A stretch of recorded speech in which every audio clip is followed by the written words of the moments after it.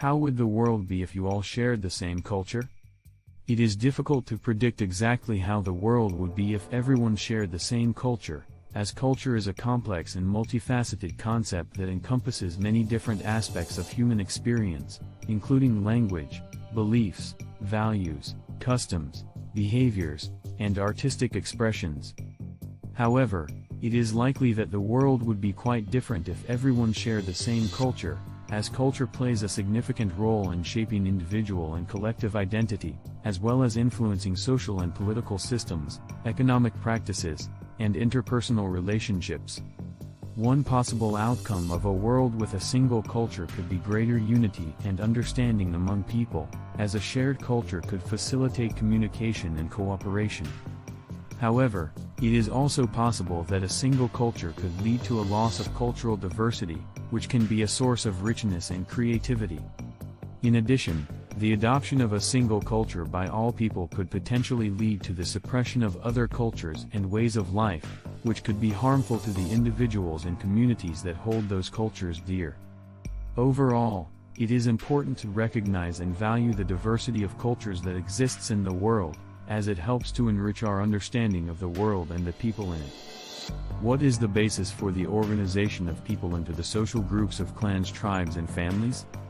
The organization of people into social groups such as clans, tribes, and families is a natural human tendency that has evolved over time in response to various social, economic, and environmental factors.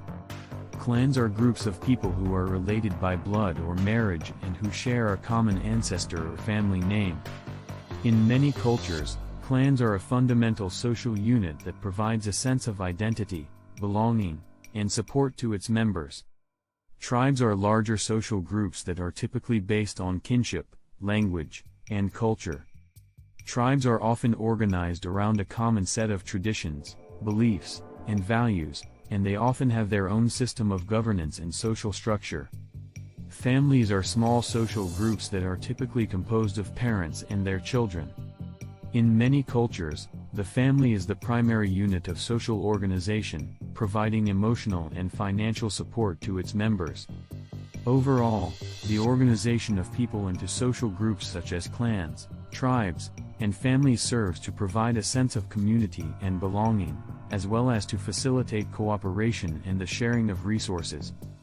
From where does the connected earlobe gene originate? The connected earlobe gene is a genetic trait that is characterized by the absence of a visible earlobe crease. Earlobes can be either attached, meaning that they are connected to the side of the head, or detached, meaning that they hang freely below the point where they are attached to the head. The connected earlobe trait is inherited in an autosomal dominant pattern, which means that a person only needs to inherit one copy of the gene in order to have attached earlobes. The connected earlobe gene is thought to have originated in Africa and is more common in certain populations, including those of African, Asian, and Latin American descent. However, the gene is found in people of all racial and ethnic backgrounds, and the prevalence of attached earlobes varies widely among different populations. Some studies have suggested that the connected earlobe gene may have evolved as a way to protect the ear from cold temperatures or to provide a greater surface area for attaching ornaments or other adornments. However, the precise evolutionary history and function of the connected earlobe gene are not well understood.